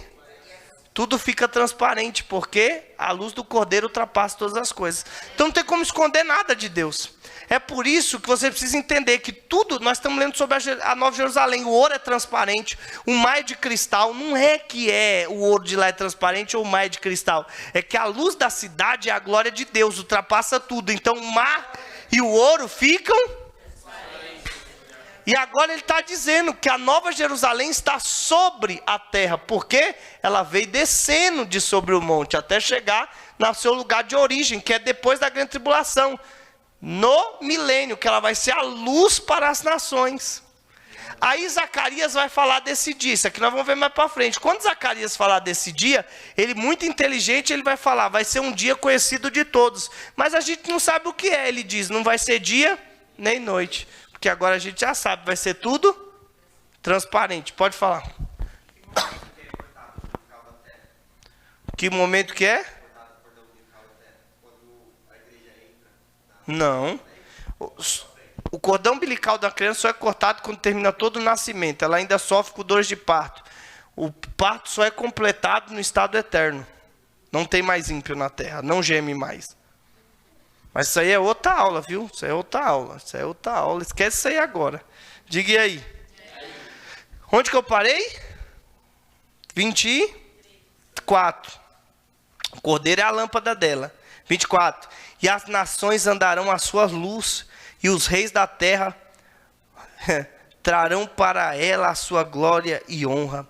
E as suas portas se fecharão de dia, porque ali não haverá noite. E a ela trarão a glória e a honra das nações. E não entrará nela coisa alguma que contamine, que cometa abominação e mentira. Mas só os que estão escritos no livro da vida do... Fala, acabou? Acabou nada, capítulo 22, ó. Olha o que mais tem lá, ó. E mostrou-me o rio puro da água da vida, claro como o... Não é com muro. não é que o muro é da água da vida e nem que é de cristal. Duas coisas erradas. No texto original está escrito que o rio é de água, o rio é vivo, não de águas vivas, o rio é vivo. No grego aqui, irmão, tem um significado, diga qual? O rio tem vida própria. Ele não corre, ele não segue um curso.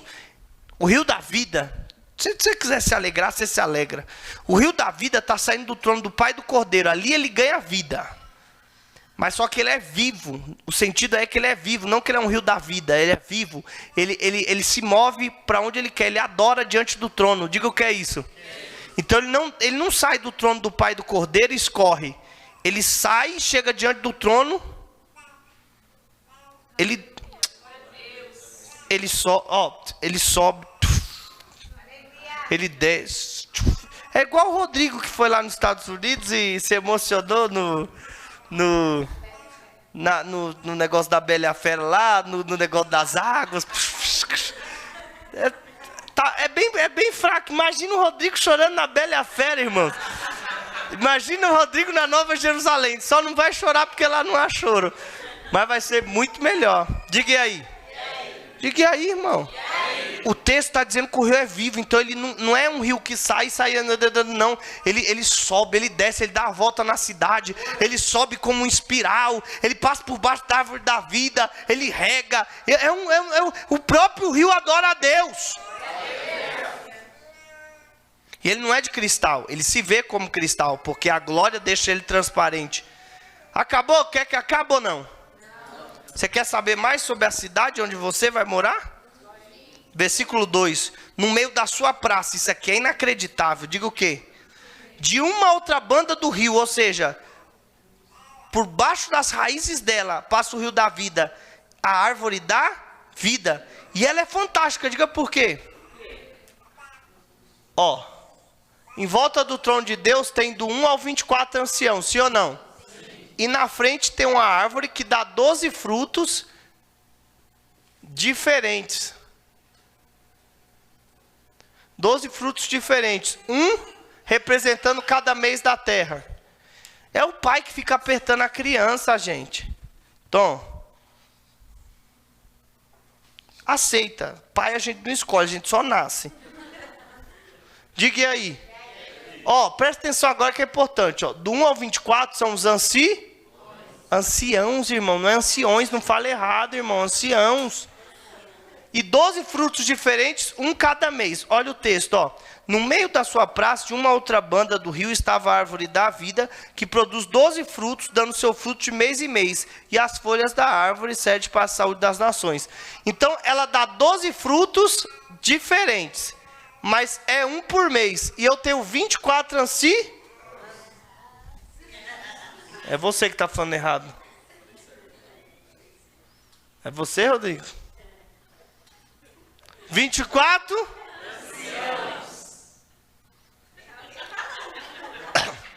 É um demônio que tem aí que não aprende. Diga aí. Aí aqui eu tenho um fruto por mês, representando cada mês da terra. São 12 meses. Aí 24 são os fusos horários, são os horários da terra. São os fusos horários da terra lá, você vai cortando os fusos horários da terra. 24 fusos horários. Aí, então quer dizer que em volta do trono tem 24 anciãos, que tem taça e harpa, diga amém. Então quando alguém canta na terra, Daniel dos Ferrolhos foi cantar. Agora, que horas são agora? Vê para mim aí. Vê aí que horas são. O ancião 21 está trabalhando agora, porque não foi ainda para o ancião das 22. Então tudo, Daniel vai cantar agora, o louvor dele vai ser refinado na taça e na harpa do ancião 21. Mas enquanto aqui às 21, em outro país é outro horário. Então os anciãos trabalham, não, você não está entendendo nada, né? Pelo amor de Deus. Imagina o que é diante de Deus o trono. É a oração chegando da Inglaterra aqui, mas do Brasil está chegando aqui desse lado, do Japão chega do outro. Começa, e ele vai recebendo tudo, um movimento, de acordo com os fusos horários. Ele sentado aqui no trono, ele olha para frente e vê o mês. Então olha que fantástico, diga o quê? Deus sabe a hora que você adora e Ele tem a resposta do mês com o fruto da árvore. Ele sabe que mês é na terra. Parei, irmão, não. Ó, tá dando tal fruto na árvore da vida. Então esse é o mês tal lá embaixo. Tá dando uva. Esse é o mês tal. Tá dando isso. Então já é mês tal. Deus, ele trabalha assim, ó. Eu tenho vitória para você. Diga quando? Mês caqui, horário ancião 22. Que dia que ele vai ter um encontro com você? Mês uva. Parece que é brincadeira, não é? Mas não é. O calendário de Deus está na árvore da vida, com os frutos, e o relógio de Deus está em volta do trono com os anciãos, que recebem as orações e a adoração que vem da terra. Isso aqui não é qualquer um que tem cabeça. Aí diga o quê? Você não conhece isso aqui? Irmão, um dia que eu preguei isso aqui, me chamaram para pregar num culto de louvor e adoração. Esse era o tema, culto de louvor e adoração em Cumbica. Irmão, pensa na igreja lotada lá do Belém. Igreja grande, lotada, igreja de Cumbica. Aí eu fui pregar, é você, eu vou tirar você da sala, vou deixar ela sozinha, que ela não faz bagunça. Aí, ó, tomando o celular da menina aí, não põe o que ela quer ver. Ela está irritada com você. Deus repreende, pai, esse pai. Vai para a mãe. Diga e aí. Aí eu fui pregar louvor e adoração. Quando eu cheguei na igreja que eu sentei, no púlpito, o presbítero do lado olhou e falou assim: ontem foi bom, hein? Ontem eu nunca vi uma pregação igual aquela de ontem. Aí dentro de mim, eu não posso falar porque senão é soberba. Irmão, você pode pensar, você não pode, Paulo falou, você pode gloriar em si mesmo, só não pode sair pela sua. Na hora que ele falou isso, eu falei: nossa, irmão, que bênção, glória a Deus, você gostou, que fantástico, glória a Deus, mensagem de ontem. Mas dentro de mim eu falei assim: você vai ver de hoje. Foi a vingança. Preguei com raiva aquele dia, deu certo. Irmãos, aí eu abro em Apocalipse 4, e Apocalipse 4, os anciãos com a taça, com a oração dos santos, Falei: louvor e adoração, vou ensinar vocês como que louva e como que adora. O que acontece quando você louva e você adora. Irmão, em 20 minutos eu expliquei para a igreja, quando louva, quem ora aqui na terra, está orando. Aí a fumaça está subindo, cai no altar de incenso de ouro, o serafim pega com o incensário de acordo com o horário, joga na taça do ancião que te representa, ele lança a coroa, lança a taça e Jesus sente como um cheiro suave. Quando é cantar ou tocar, está subindo, cai no altar, o anjo pega, mas em vez de pôr na taça, põe na harpa. O louvor é na harpa para ser refinado, e Deus sente como um cheiro suave em suas narinas. É assim quando nós adoramos, é assim quando nós cantamos. E comecei a pregar, comecei a mostrar o texto, comecei a ensinar. Daqui a pouco, estou brincando não, eu não me ouvia mais. No microfone eu não me ouvia mais. Deu 25 minutos de mensagem, eu não me ouvia mais no microfone. Aí eu queria falar, o povo não estava deixando, o povo estava adorando, o povo estava cantando. O povo começou a adorar, eu falei: louvor e adoração. O povo entendeu. Eu olhei para o pastor e falei: pastor, não dá mais para pregar, porque o povo não está nem mais me ouvindo. Aí fui e sentei, fiquei assim do lado do púlpito. E a igreja está adorando, glória. Aí o pastor olhou para o líder dos jovens e falou assim: termina o culto. Aí o líder dos jovens, aí o obreiro descendo, começou o obreiro descer para profetizar, a banda começou a tocar. Irmão, é sério, no microfone não dava para ouvir a voz. Aí na hora que o líder de jovens foi falar no microfone, ele começou a falar em línguas, e começou: glória, aleluia, aleluia, aleluia. Aí eu comecei a olhar para o pastor assim, o pastor da igreja assim, ó. E o menino começou a falar, irmão, a igreja começou a não mover, porque entendeu como que funciona adorar. Irmãos, aí o pastor, falei, Deus, tem que pegar esse pastor, Deus. Aí o pastor falou assim, era genro dele, o pastor falou assim, sai daí que você não serve nem para terminar o culto, eu que vou terminar o culto. Não estou brincando, irmão. Quando o pastor parou na frente do púlpito, na frente do microfone, que ele foi falar, não saiu o que ele ia falar, saiu em línguas. Ele falou em línguas. Aí pronto. Aí ele olhou e falou, nem eu consigo acabar esse culto. Aí nessa hora, digo o quê? O obreiro que estava do meu lado olhou para mim e falou assim, de onde que vem essa teologia? Aí eu olhei e falei,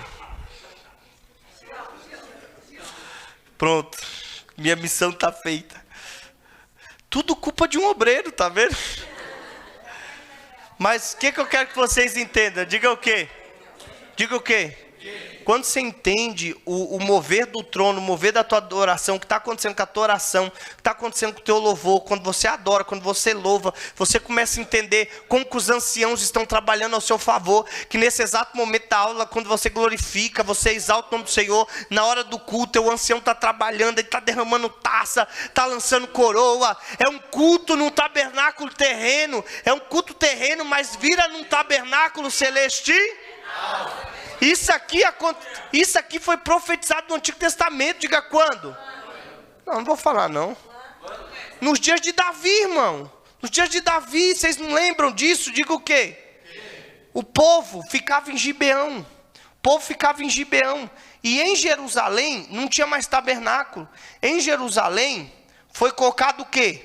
A arca da aliança. Olha que fantástico, ó. Davi fez. Davi era homem segundo o coração de Deus, tá vendo, irmão? Igual no céu, ó. Davi colocou a arca em Jerusalém e o altar de sacrifício ele colocou em Gibeão com as outras peças. Diga aí. Enquanto o povo ficava aqui, ele colocou 24 sacerdotes em volta da arca. 24 sacerdotes em volta da arca. Enquanto o povo adorava e sacrificava em Gibeão, os sacerdotes adoravam simultaneamente diante da arca da aliança. Então, enquanto o povo está em Gibeão adorando, o povo tem representante diante da arca. São 24 sacerdotes que cantam e adoram e sacrificam diante da arca. Isso aqui, Davi montou isso aqui. Quando você vai para o Apocalipse, você vê 24 anciãos e a igreja na terra adorando. Então a igreja que está na terra é o quê? Gibeão. Então enquanto eu adoro aqui, tem gente me representando no céu. Os 24 anciãos, eles representam a igreja. Por isso que eles se vestem daquele jeito. Diga como? Roupa de linho de sacerdote e coroa de ouro na cabeça. Que representa a igreja. Rei e sacerdote. Sacerdócio real. Entendeu ou não? Não entendeu? Problema seu. Diga aí. Você está aí bagunçando. Diga aí. Enquanto a igreja está em Gibeão, os anciãos nos representam. Mas se o povo parasse em Gibeão, parava também em Jerusalém. Então, você não entendeu ainda a grandeza de você adorar, orar, cantar e louvar a Deus. Diga o quê? Você é o dirigente do culto do céu. Não tem culto lá em cima se você não cultua aqui. Se tem culto em Gibeão, tem culto em Jerusalém. Enquanto a igreja adora aqui, os anciãos representam a igreja. Quando você entende isso, irmão, a partir de hoje, quando você dobra o seu joelho para orar, quando você vai glorificar a Deus, quando você começa a adorar a Deus ou louvar a Deus, na sua mente você tem que colocar, está subindo o incenso, está chegando no altar, tá, o serafim está pegando, ele está colocando na taça, ele está levando para o Sião, ele está sentindo como cheiro suave, o céu está tendo agora raios, relâmpagos e trovões, porque eu estou adorando na... Então o trono de Deus começa a se movimentar ao meu favor. Vocês estão aí ou vocês já foram embora? Aí você entende o que Jesus falou para aquela mulher samaritana. Diga por quê? Porque ela se tornou aquela mulher porque ela foi discriminada, rejeitada pela condição dela ser mulher. Diga por quê? Porque aquela mulher samaritana ela era uma adoradora. Aí ela foi adorar no templo, porque falaram, é no templo que se adora. Não deixaram ela entrar no templo porque ela era mulher. Ela foi adorar no monte, expulsaram ela de lá. Aí ela falou, já que eu não posso adorar, desviei. Olha você. Desviou. Naquela época você desviou. Diga aí. Aí um dia Jesus falou assim, ó, é necessário passar ali. Os discípulos não vão entender o que vai acontecer. Jesus fala, vai comprar comida. Vai comprar comida. Ele vai e encontra aquela mulher no poço. Ele, dá-me de beber.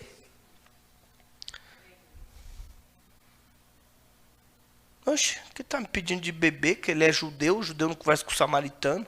Ela achou estranho. Aí depois ele mudou a conversa. Ele disse, se tu soubesse quem te pede de beber, tu me pediria, eu te daria água viva. Ela olhou para Jesus, não viu nem uma corda, nem um baldinho. Ela disse, o poço é fundo. Não tem com o que tirar, como você vai me dar água? Aí ele falou, vai lá, traz seu marido. Ela, não tem um marido ali. Disseste bem, porque já tivesse 5 maridos. O que tem agora não é seu. Ela, vejo que és profeta. Aí ela soltou a ferida que ela tinha. Que um dia ela foi rejeitada no templo e no monte. Aí Jesus olhou para ela e falou assim, filha, a hora é agora em que os verdadeiros adoradores adorarão ao Pai em espírito e verdade, porque agora o Pai procura os verdadeiros adoradores. Ele está falando, o trono procura. Se você está adorando no monte, o trono vai no monte. Se está adorando no templo, o trono vai no templo. Você não pode nenhum dos dois, onde você estiver, adora, porque ele te acha. O importante é que quando você faz a adoração, você louva, você adora em espírito e em verdade. O trono de Deus se move ao teu. Você não percebeu, mas o trono de Deus, ele é, diga o quê? Um carro. É só aqui que você escuta essas loucuras mesmo, não tem jeito. O trono de Deus é um carro, pergunte por quê. Ezequiel viu e tinha rodas. Diga amém. Eu descobri qual é o motor, diga qual. Tem um altar de ouro diante do trono. Altar é motor. Mas só que motor não funciona sem combustível. Se o trono de Deus tem roda, Ezequiel viu roda dentro de roda, embaixo do trono. E João viu que tem um altar que recebe a oração dos santos. Então, eu descobri um motor, eu descobri a roda, mas o combustível, todo motor para funcionar precisa de combustível. Então, o que você precisa fazer? Quando você adora a Deus, ora a Deus e louva a Deus em espírito e verdade, você está mandando combustível para o trono. Quando cai o combustível no motor, que é o altar, diga o que acontece? As rodas.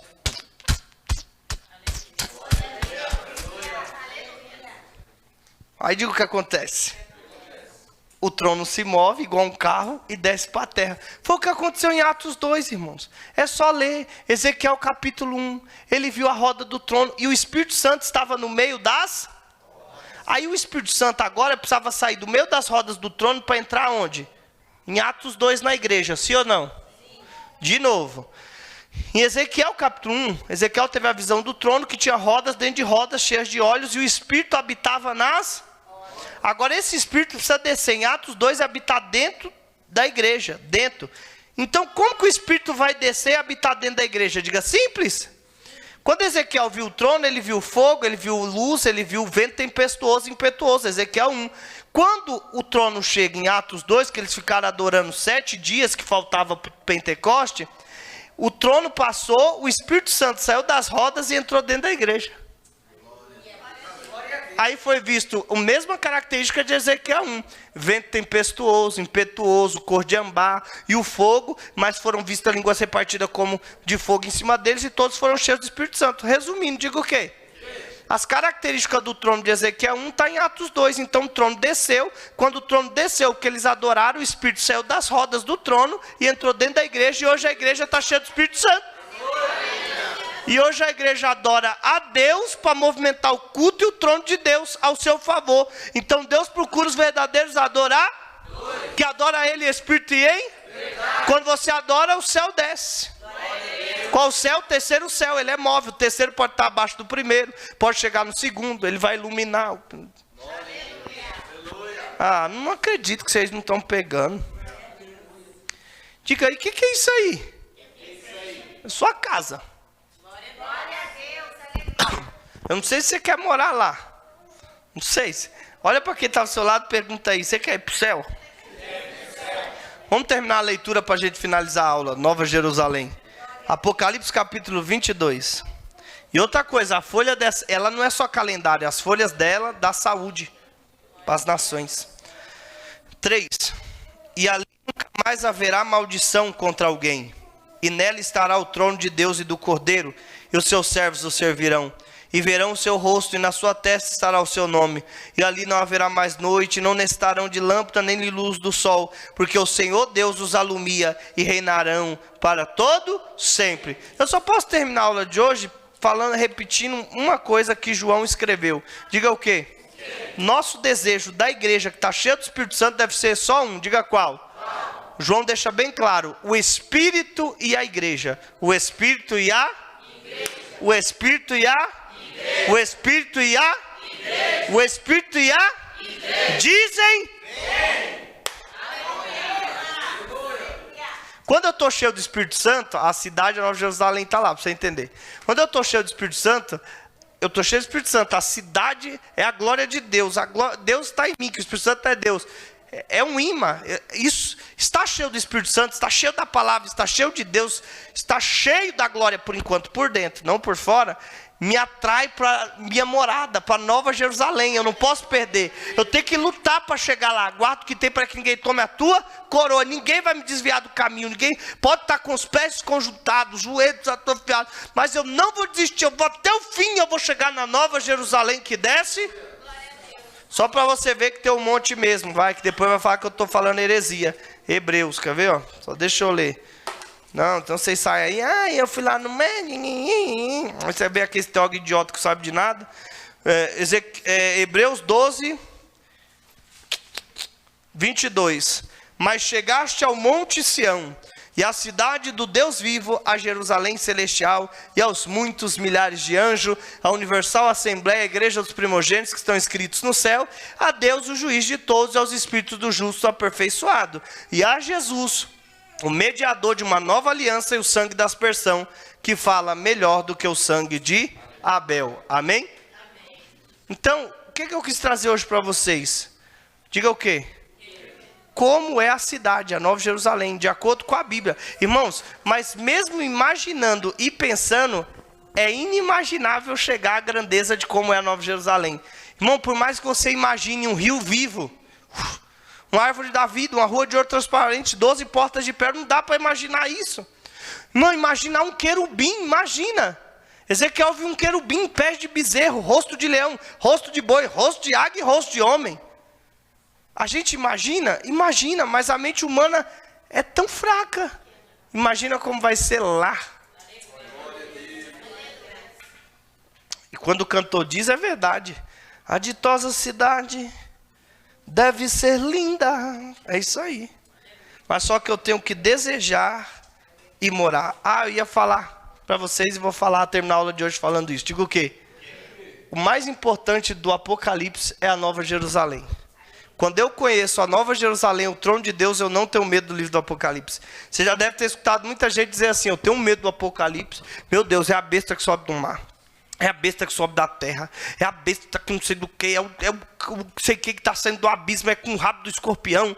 É os demônios que estão não sei aonde. Ai, não gosto do livro do Apocalipse não. Misericórdia, Apocalipse me dá um medo. Você não entendeu a grandeza do Apocalipse. Tudo que acontece no livro do Apocalipse, você tem que prestar atenção no capítulo, está dizendo assim: foi-lhe permitido fazer. Foi-lhe dado boca para falar. Foi-lhe permitido fazer assim. Então, qual é o segredo do livro do Apocalipse? Pergunte, qual é? O trono de Deus está no controle de tudo que está acontecendo. Então Satanás, o anticristo, o falso profeta, está fazendo nada porque ele quer fazer.